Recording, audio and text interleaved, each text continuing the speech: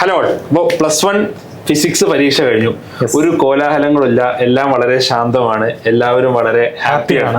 +2 physics നമ്മൾ കണ്ടതാണ്. കേരളം മൊത്തം സ്റ്റേറ്റ് സിലബസിൽ പഠിക്കുന്ന കുട്ടികൾ ഭയങ്കരമായിട്ട് പ്രതിഷേധിച്ചു. പാരന്റ്സ് അടക്കം TV ചാനലുകൾ അടക്കം റിപ്പോർട്ട് ചെയ്തിട്ടുണ്ടായി. അതെ, അപ്പോൾ ഇത്തവണ +1 ഫിസിക്സ് പരീക്ഷാ പേപ്പർ നോക്കിയപ്പോഴാണ് എനിക്ക് മനസ്സിലായത് ഇതിനും സിമ്പിൾ ആയിട്ടുള്ള ഒരു പരീക്ഷ നടത്താൻ പറ്റുമെന്ന് ശരിക്കും ഒരു സംശയം തോന്നിപ്പോയി. എനിക്കൊരു കുട്ടി മെസ്സേജ് അയച്ചു, സർ എനിക്ക് ശരിക്കും വളരെ സങ്കടം തോന്നുന്നുണ്ട്. കാരണം വളരെ കഷ്ടപ്പെട്ട് പഠിച്ചിട്ട് എന്നിട്ട് ഇങ്ങനെയൊക്കെയാണ് എക്സാം വന്നത്. അപ്പൊ അതിലാർക്കും പരാതിയില്ല, പ്രത്യേകിച്ച് ഒരു മെറിറ്റിന് ആരും ഡിഫറൻഷിയേറ്റ് ചെയ്യുന്നില്ല എന്ന് മാത്രമല്ല ചില ആൾക്കാരൊക്കെ പറഞ്ഞത് ഇനി അടുത്ത വർഷം എന്തായിരിക്കും, അടുത്ത വർഷം ഒരുപാട് പരാതികൾ ഇതേപോലെ ടഫായി കഴിഞ്ഞാൽ കുട്ടികൾ സ്വാഭാവികമായിട്ടും പരാതി പറയും എന്നുള്ളതാണ്. എന്നാലും ഈ പേപ്പർ നോക്കണ്ട നമുക്ക്.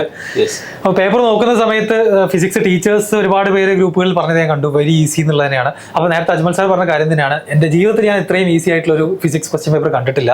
അപ്പോൾ ഇതിൽ വളരെ സിമ്പിൾ ആയിട്ടുള്ള ഫണ്ടമെന്റൽ ക്വാണ്ടിറ്റി ഏതാണ്, 9ാം ക്ലാസ്സിലുള്ള ലെവലിലുള്ള ഗ്രാഫുകൾ വെച്ചിട്ടുള്ള acceleration due to gravities independent of, ഇതൊക്കെ നമ്മൾ 8ലും 9ലും കുട്ടികൾക്ക് രസകരമായിട്ട് പറഞ്ഞു കൊടുക്കുന്ന കാര്യങ്ങളാണ്. ഈവൺ ഒരു പ്രോബ്ലം വന്നതാണെന്നുണ്ടെങ്കിൽ അടക്കം എല്ലാം വളരെ സിമ്പിൾ ആയിട്ടുള്ള true or false straightforward ആയിട്ടുള്ള ചോദ്യങ്ങളാണ് കാണാൻ പറ്റുക. ഒരു പ്രോബ്ലം വന്നതടക്കം ശരിക്കും 9th ഇക്വേഷൻ ഓഫ് മോഷൻ വെച്ച് ചെയ്യുന്ന ക്വസ്റ്റ്യൻ തന്നെ, അതിൽ പോലും ഒരു മാറ്റം ആക്ച്വലി വന്നിട്ടില്ല. ഈ പ്രോബ്ലം എനിക്ക് തോന്നുന്നു ആകെ 1-2 പ്രോബ്ലംസ് ആകെ ന്യൂമറിക്കൽ ആയിട്ടുള്ളൂ. അത് തന്നെ ടെക്സ്റ്റ് ബുക്കിൽ എക്സാക്ട് വാല്യൂ ഉള്ള അതേ ക്വസ്റ്റ്യൻസ് തന്നെയാണ് വന്നിട്ടുള്ളത്. ആൻഡ് ഇതാണ് എനിക്ക് ഏറ്റവും വളരെ രസകരമായി തോന്നിയ സംഭവം. Match the following: isothermal, adiabatic, isochoric, isobaric. ഇത് ശരിക്കും നമ്മളൊരു 9ലോ 10ലൊക്കെ കെമിസ്ട്രിയിലൊക്കെ വരെ പഠിക്കുന്ന ഒരു സംഭവമാണ്. എന്ന് മാത്രമല്ല +1 വെറുതെ ക്ലാസ്സിൽ ഇതിന്റെ പേര് കേട്ട ഒരാൾക്ക് തന്നെ എന്ത് ചെയ്യാൻ പറ്റും, എഴുതാത്ത ആൾക്കാരെ നമ്മൾ നേരെ തോൽപ്പിച്ച് കളയണമെന്നാണ് എനിക്ക്. Law of equipartition energy, state the law, അതേപോലെ തന്നെ ഡിഫറൻഷിയേറ്റ് ബിറ്റ്വീൻ, ഇങ്ങനെ വളരെ ഇതിൽ ശരിക്കും ഫിസിക്സ് ഇല്ല. കുറച്ച് ഇംഗ്ലീഷ് സെന്റൻസുകൾ കാണാതെ പഠിച്ചത്, അല്ലാതെ കുട്ടികളുടെ ഫിസിക്സ് നോളജ് ഈ ക്വസ്റ്റ്യൻ പേപ്പറിൽ എന്ത് ചെയ്യുന്നില്ല, ടെസ്റ്റ് ചെയ്യപ്പെടുന്നില്ല. കാർനോട്ടഞ്ചിനെ ബേസ് ചെയ്തിട്ടുള്ള പ്രോസസിന്റെ പേരും PV ഡയഗ്രം വരക്കാൻ പറഞ്ഞിട്ടുണ്ട്. ഇതാണ് അടുത്തതായിട്ടുള്ള. പിന്നെ ഡെറിവേഷൻസ് ആണ്, കുറച്ച് ഡെറിവേഷൻസ് മറ്റു കാര്യങ്ങളാണ്. ഇതാണ് പിന്നെ ഒരു ക്വസ്റ്റ്യൻ ഉള്ളത്. ഇതും വളരെ സിമ്പിൾ, ഇത് നേരിട്ട് നോക്കി എഴുതാവുന്ന സംഭവങ്ങളാണ്, ചോദ്യങ്ങൾ തന്നെയാണ്. അഗൈൻ പോകുന്നത് നമ്മുടെ പ്രൊജക്ടൈൽ മോഷനിലേക്കാണ്. അവിടെയും ക്രിക്കറ്റ് ബോൾ ത്രോ ചെയ്ത് maximum height, horizontal and vertical component of initial velocity of a projectile, അത് എഴുതാന്നുള്ളതാണ് ഒരു ക്വസ്റ്റ്യൻ. അതുപോലെ തന്നെ മൊത്തത്തിൽ നോക്കിക്കഴിഞ്ഞാൽ define gravitational potential energy, name and state the law.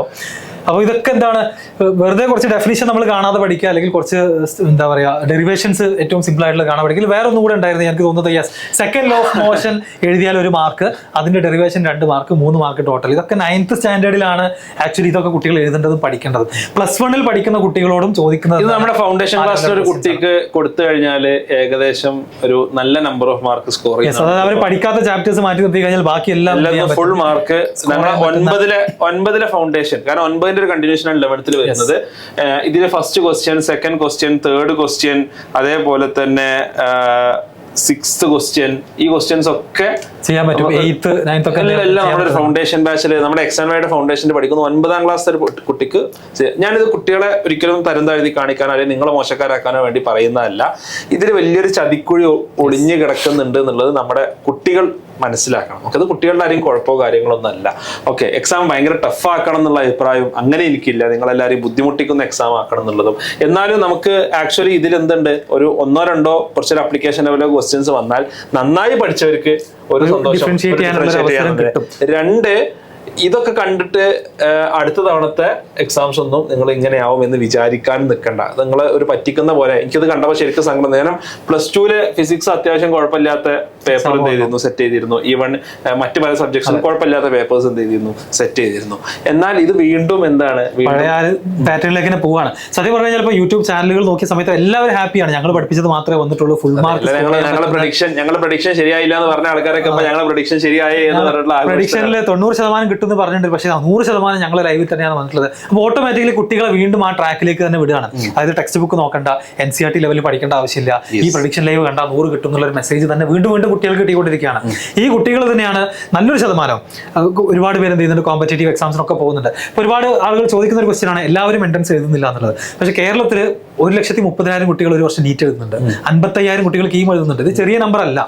അതുപോലെ തന്നെ നമ്മൾ ഓൾ ഇന്ത്യ ലെവൽ എക്സാമുകൾ നോക്കുകയാണെന്നുണ്ടെങ്കിൽ അടക്കം മേ ബി കേരളത്തിലെ കുട്ടികൾക്ക് പെർഫോം ചെയ്യാൻ പറ്റാത്തതിന്റെ കാരണങ്ങളിൽ ഒന്ന് ഇത് തന്നെ ആയിരിക്കും. കീമോ നീറ്റോ ഏതോ ആയിക്കോട്ടെ, ഏത് പരീക്ഷ അല്ലെങ്കിൽ നിങ്ങൾ CUT എഴുതുന്നുണ്ടാവും, എന്ത് എഴുതുന്നുണ്ടാവും, എവിടെ നിങ്ങൾ എന്തെങ്കിലും ഒരു കോമ്പറ്റേറ്റീവ് എക്സാം എഴുതുന്നുണ്ടെങ്കിൽ ഈ ലെവലിലാണ് പഠിച്ചു പോയാൽ ദിസ് ഈസ് ഓക്കെ, നിങ്ങൾ +1 എക്സാമിന് നിങ്ങൾക്ക് മാർക്ക് വാങ്ങാം.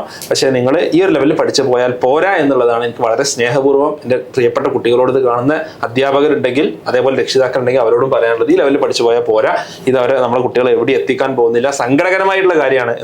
ഇത് മാത്രമാണ് ലെവൽ, ഇത് ഇങ്ങനെയാണ് +1 ഫിസിക്സ്, ഇത് ഫിസിക്സ് അല്ല. ഇതിൽ A+ കിട്ടുന്ന ഒരാൾക്ക് ഫിസിക്സ് നോളജ് ഉണ്ട് എന്ന് പറഞ്ഞു കഴിഞ്ഞാൽ തെറ്റിദ്ധാരണയാണ്. ഇതല്ല ഫിസിക്സ്. ഇതിൽ ഞാൻ പറഞ്ഞല്ലോ കുറച്ച് ഇംഗ്ലീഷ് സെന്റൻസുകൾ എഴുതി വെക്കുക എന്നുള്ളതാണ് കാര്യമായിട്ട് ടെസ്റ്റ് ചെയ്തിട്ടുള്ളത്. അല്ലാതെ കുട്ടിയുടെ ഫിസിക്സ് അത് നിങ്ങളുടെ കുഴപ്പമല്ല, നിങ്ങളുടെ ആരും തെറ്റുപറ്റുമെന്നല്ല, നിങ്ങളെ ആരും കുറ്റപ്പെടുത്തല്ല. പക്ഷെ ഇതല്ല ഫിസിക്സ് എന്നുള്ളതാണ് വളരെ വ്യസന സമേതം പറയാനുള്ളത്. എന്ന് മാത്രമല്ല, നമ്മൾ ഒരു നെക്സ്റ്റ് ലെവലിൽ കോമ്പറ്റേറ്റീവ് എക്സാം പോകുമ്പോൾ, ഒരു JEE ലെവലിൽ പോകുമ്പോൾ ഇതിന്റെ ഒരു 5 ഇരട്ടിയെങ്കിലും ബെറ്റർ ആയിട്ടുള്ള ഫിസിക്സ് പ്രോബ്ലംസ് നമ്മൾ ചെയ്യേണ്ടി വരും. ഈവൻ നീറ്റിന് ഇതിലൊരു 3 ഇരട്ടി ബെറ്റർ ആയിട്ടുള്ള ചെയ്യേണ്ടി വരും. ഈ CUT അല്ലെങ്കിൽ മറ്റേ ഏത് എക്സാം, നിങ്ങൾ എല്ലാവരും എൻട്രൻസ് എക്സാം എല്ലാം എഴുതിയില്ലാന്നുണ്ടെങ്കിൽ ഏതെങ്കിലുമൊക്കെ എൻട്രൻസ് എക്സാം ആരെങ്കിലും ഒക്കെ എഴുതുമല്ലോ. ആ ഏത് എൻട്രൻസ് എക്സാംസിലും ഈ ഒരു ലെവലിലല്ല ഫിസിക്സ് ചോദിക്കുക.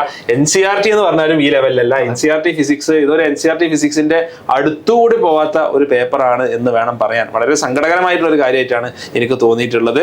അപ്പോൾ ഇതിന്റെ ട്രാപ്പിൽ നമ്മൾ പെടും. ഇതിൽ ലാസ്റ്റ് ഒന്ന് മെൻഷൻ ചെയ്യാനുള്ള കാര്യത്തിലുള്ളത്, സ്റ്റേറ്റ് സിലബസ് കുട്ടികളെ താഴ്ത്തി കെട്ടാനോ അല്ലെങ്കിൽ നിങ്ങളെ മോശക്കാരാക്കി ചിത്രീകരിക്കാനോ അല്ല നമ്മൾ സംസാരിക്കുന്നത്. ഇതിൽ എക്സ്പീരിയൻസ് ഉള്ള ആളുകളുണ്ട്. ഇപ്പൊ +2 കഴിഞ്ഞവരും റിപ്പീറ്റ് ചെയ്യാൻ പോയ കുട്ടികൾക്ക് ഒരുപാട് പേർക്ക് എക്സ്പീരിയൻസ് ഷെയർ ചെയ്യും. കാരണം ഈ ഒരു ലെവൽ ഓഫ് പ്രോബ്ലം സോൾവിംഗ് ഒക്കെ വെച്ചിട്ട് നമ്മൾ അത്തരത്തിലുള്ള ക്വസ്റ്റ്യൻസ് കാണുമ്പോഴാണ് നമ്മൾ പഠിച്ചതല്ല സബ്ജക്റ്റുകൾ എന്ന് തിരിച്ചറിയുക. ഓക്കെ, സോ അടുത്ത വർഷത്തെ കുട്ടികളോട് തരാനുള്ള മെസ്സേജ് ഇത്രേ ഉള്ളൂ, നിങ്ങൾ കുറച്ചുകൂടെ നന്നായിട്ട് പഠിക്കുക. ആൻഡ് ക്വസ്റ്റ്യൻ പേപ്പർ ഇടുന്ന ആളുകളോടും നേരത്തെ തന്നെ കുട്ടികൾക്ക് ബെറ്റർ ക്വസ്റ്റ്യൻ പേപ്പറുകൾ ഇട്ട് അവരെ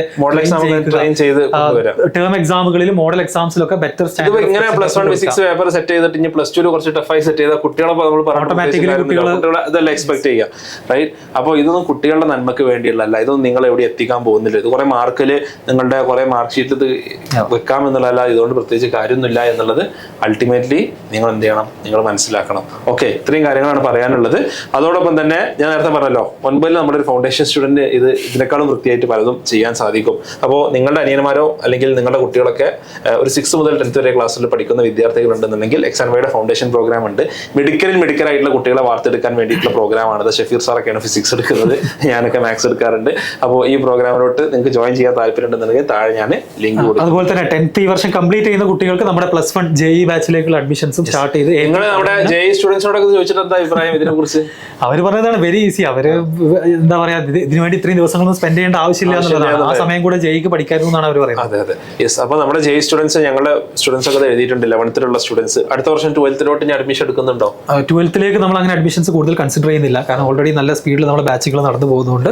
ഇനി എക്സ്ട്രീംലി താല്പര്യമുള്ള ആളുകൾക്ക് നമ്മൾ എക്സാം ഒക്കെ നടത്തിയിട്ട് വേണമെന്നുണ്ടെങ്കിൽ ആലോചിക്കാം. അങ്ങനെ ആരെങ്കിലും ഉണ്ടെന്നുണ്ടെങ്കിൽ മാത്രം എന്ത് ചെയ്യുക, കോൺടാക്ട് ചെയ്യുക. അങ്ങനെ ഹാർഡ് വർക്ക് ചെയ്യാൻ താല്പര്യമുള്ള അത്യാവശ്യം മെഡിക്കൽ ആയിട്ടുള്ള ആളുകൾ ഉണ്ടെന്നുണ്ടെങ്കിൽ നിങ്ങൾ ഒരു എക്സാം നടത്തിയിട്ട് ഷഫീർ സാർ താല്പര്യം ഷഫീർ സാർ എടുക്കും. ഞങ്ങൾ അങ്ങനെ 10th കംപ്ലീറ്റ് ചെയ്തിട്ടുള്ള കുട്ടികൾക്ക് നമ്മുടെ ടെസ്റ്റ് എഴുതിക്കൊണ്ട് എന്ത് ചെയ്യാം, April 3 ആരംഭിക്കുന്ന ബ്രിഡ്ജ് കോഴ്സിന്റെ ഭാഗമായിട്ട് JEE ബാച്ചിൽ നമ്മൾ ബ്രിഡ്ജ് കോഴ്സ് നൽകുന്നുണ്ട്.